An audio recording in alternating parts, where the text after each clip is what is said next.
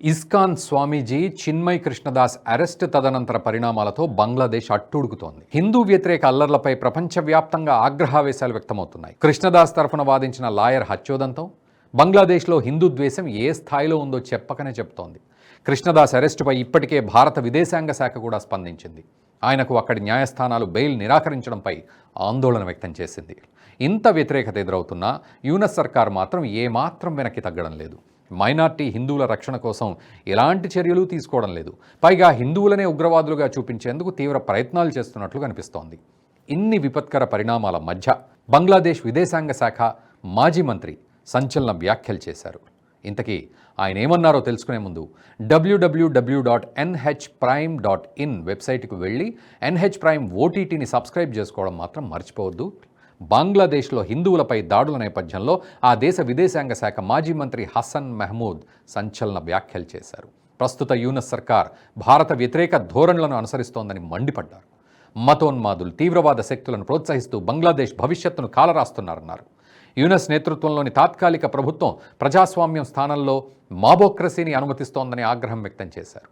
విద్యార్థుల ఆందోళనల సమయంలో దేశం వదిలి వెళ్లిపోయిన ఆయన రహస్య స్థావరం నుండి ఓ వార్తా సంస్థకు టెలిఫోనిక్ ఇంటర్వ్యూ ఇచ్చారు. షేక్ హసీనాను తొలగించిన తర్వాత బంగ్లాదేశ్లో జమాతే ఇస్లామీ సహా అతివాద గ్రూపులు క్రియాశీలకంగా మారడంతో దేశంలో మైనార్టీల పరిస్థితి ఆందోళనకరంగా మారిందని ఆవేదన వ్యక్తం చేశారు.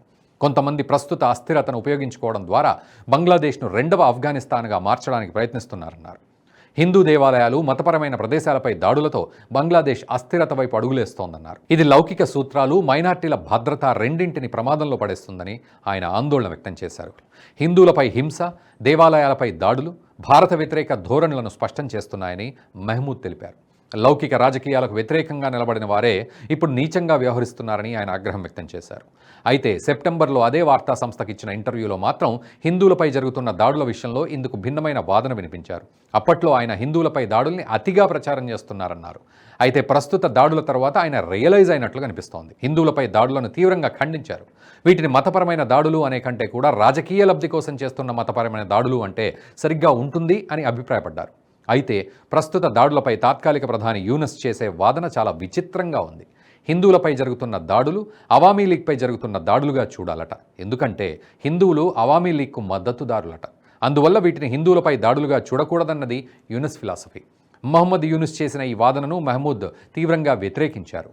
ఇవి హిందూ మైనార్టీలపై జరుగుతున్న దాడులేనని, ఈ దాడులు ఇలాగే కొనసాగితే దేశంలో మైనార్టీల భద్రతకే ప్రమాదమని హెచ్చరించారు. బంగ్లాదేశ్లో మతపరమైన మైనార్టీలు ఎదుర్కొంటున్న దారుణమైన పరిస్థితి పట్ల ఆందోళన వ్యక్తం చేసిన ఆయన హిందూ, బౌద్ధ దేవాలయాలపై దాడులు తరచుగా జరుగుతున్నాయని చెప్పారు. దేశంలోని ప్రతి మూలలో మైనార్టీలపై, ముఖ్యంగా హిందువులపై ఏదో ఒక రూపంలో దాడి జరుగుతోందన్నారు. యూనస్ నేతృత్వంలోని తాత్కాలిక ప్రభుత్వం ఈ వర్గాలకు భద్రత కల్పించడంలో విఫలమైందన్నారు. దీనికి కారణం మతోన్మాద సెంటిమెంట్ అని తీవ్ర వ్యాఖ్యలు చేశారు.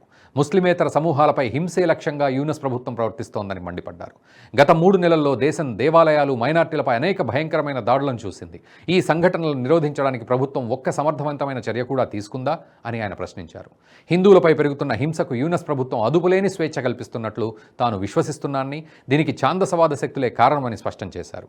ఈ శక్తులను బలోపేతం చేయడం బంగ్లాదేశ్లో లౌకికవాదానికి ప్రమాదకరమన్నారు. బంగ్లాదేశ్లో తీవ్రవాద గ్రూపులు పుంజుకున్నప్పుడల్లా ఆటోమేటిక్గా భారతదేశ వ్యతిరేక భావాలు పెరిగిపోయాయని గుర్తు చేశారు. 1971 లిబరేషన్ వార్ సమయంలో బంగ్లాదేశ్ జనాభాలో హిందువులు దాదాపు 22% ఉన్నారని గుర్తు చేశారు.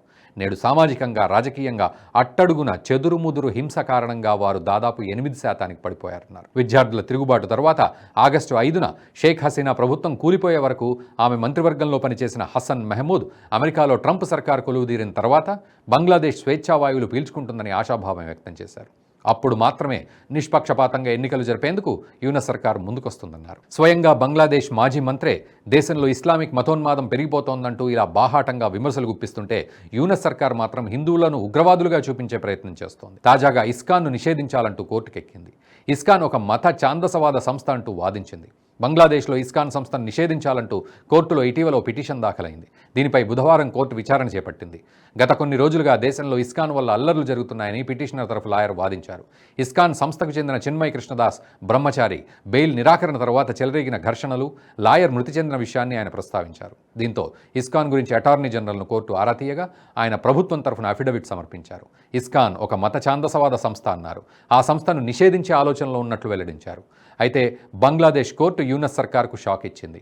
ఆ సంస్థపై ఇంకా అధ్యయనం చేస్తున్నామని, ఇస్కాన్ ఛాందసవాద సంస్థ అని అప్పుడే చెప్పలేమని స్పష్టం చేసింది. అంతేకాదు, ప్రస్తుతం దేశంలో ఉద్రిక్త పరిస్థితుల దృష్ట్యా ప్రభుత్వం కట్టుదిట్టమైన భద్రతా చర్యలు చేపట్టాలని సూచించింది. ఇస్కాన్ దేవాలయ ఆస్తులు, భక్తుల ప్రాణాలు కాపాడే బాధ్యత ప్రభుత్వంపై ఉందని స్పష్టం చేసింది. బంగ్లాదేశ్ ప్రస్తుతం ఉన్న ఉద్రిక్త పరిస్థితుల నేపథ్యంలో షిబ్బర్ ప్రాంతంలో ఇస్కాన్ కేంద్రానికి బలవంతంగా తాళాలు వేశారు. చిన్మయ్ కృష్ణదాస్ అరెస్టు వెంటనే ఈ ఘటన జరగడం గమనార్హం. ఇస్కాన్ కార్యకర్తల్ని సైనికులు ఒక వ్యాన్లో తీసుకుని వెళ్లారని కోల్కతా ఇస్కాన్ వైస్ ప్రెసిడెంట్ ప్రతినిధి రాధారమణ్ దాస్ తెలిపారు. కొసమెరుపు ఏంటంటే, అవినీతి కేసులో జైలు శిక్ష అనుభవిస్తున్న బంగ్లాదేశ్ మాజీ ప్రధాని బీఎన్పీ చైర్పర్సన్ ఖలీదా జియాను ఆ దేశ సుప్రీంకోర్టు నిర్దోషిగా ప్రకటిస్తూ తీర్పు చెప్పింది. జియా చారిటబుల్ ట్రస్ట్ అవినీతి కేసులో 2018లో జియాకు ఢాకా కోర్టు 7 ఏళ్ల జైలు శిక్ష, 10 లక్షల జరిమానా విధించింది. దీంతో ఆమె ఓల్డ్ ఢాకా సెంట్రల్ జైల్లో శిక్ష అనుభవిస్తున్నారు. ఈ కేసులో మరో 2 కోర్టు నిర్దోషులుగా ప్రకటించింది. ప్రస్తుత పరిస్థితుల్లో ఖలీదా జియా గనక జైలు నుంచి బయటకు వస్తే బంగ్లాదేశ్లో ఉద్రిక్త పరిస్థితులకు మరింత ఆజ్యం పోసినట్టు అవుతుంది. అదే జరిగితే హిందువులపై దాడులు పెరిగినా ఆశ్చర్యపోనక్కర్లేదంటున్నారు అంతర్జాతీయ విశ్లేషకులు. ఈ వీడియో మీకు నచ్చినట్టయితే లైక్ చేయండి, 10 మందికి షేర్ చేయండి. అలాగే కామెంట్ల రూపంలో మీ అభిప్రాయాలను మాతో పంచుకోండి. Nationalist hub group of channels ను సబ్స్క్రైబ్ చేసుకుని తెలుగునాట జాతీయవాద జర్నలిజాన్ని ప్రోత్సహించండి. ఈ వీడియో కింద ఉన్న బెల్ ఐకాన్ పై క్లిక్ చేయడం మర్చిపోవద్దు.